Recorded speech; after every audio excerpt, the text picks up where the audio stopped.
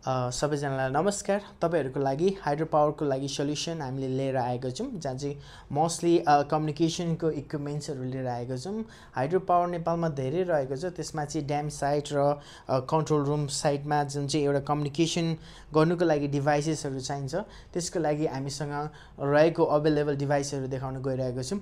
जहाँ चाहिँ यो चाहिँ नर्मली तपाईको हाइड्रो पावरमा चाहिँ एनर्जी कसरी उत्पादन गरिन्छ भनेर फोटो देखाइएको छ, जहाँ चाहिँ यो ड्याम साइटमा राखिने स्विचेसहरु हामीसँग रहेको छ। स्विचेसहरु राखेर तपाईको कन्ट्रोल गर्नुपर्ने हुँदछ यो ड्याम साइटमा, र हामी अब देखाउन गइरहेको छु जुन जुन स्विचहरु रहेको छ, जहाँ चाहिँ यो चाहिँ ड्याम साइटतिर रहनेछ स्विच, र यो सब स्टेसनमा र यो कन्ट्रोल रुममा जहाँ चाहिँ स्काडा कन्ट्रोल रुम साइटतिर चाहिँ यो चाहिँ कोर स्विच भन्दछ भने L3 स्विच हो। यो चाहिँ L2 एन्ड L2 स्विच रहेको छ, र यसको यो फाइदाहरु चाहिँ एकदम यो लो टेम्परेचर प्लस हाई टेम्परेचरमा एकदम काम गर्दछ, र क्वालिटी भने एकदम राम्रो रहेको छ। यो चाहिँ हामीले धेरै हाइड्रो पावरहरुमा हामीले यो चाहिँ सप्लाई गरिसकेको छौं, त्यो भएको कारणले हामीले यो अहिले भिडियो मार्फत तपाईहरुलाई देखाउन गइरहेको छौं।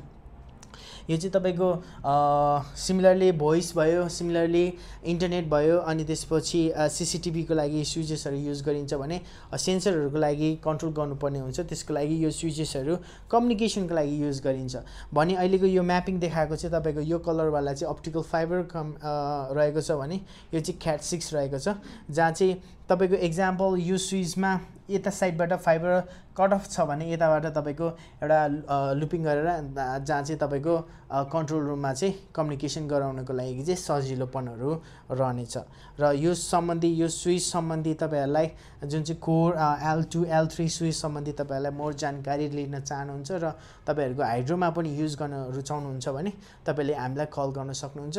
हामीले सिमिलरली नेपालमा धेरै हाइड्रोमा अलरेडी फाइबर अप्टिकको काम गरिसकेको छौं, प्लस कम्युनिकेसनको पनि काम गरिसकेको छौं।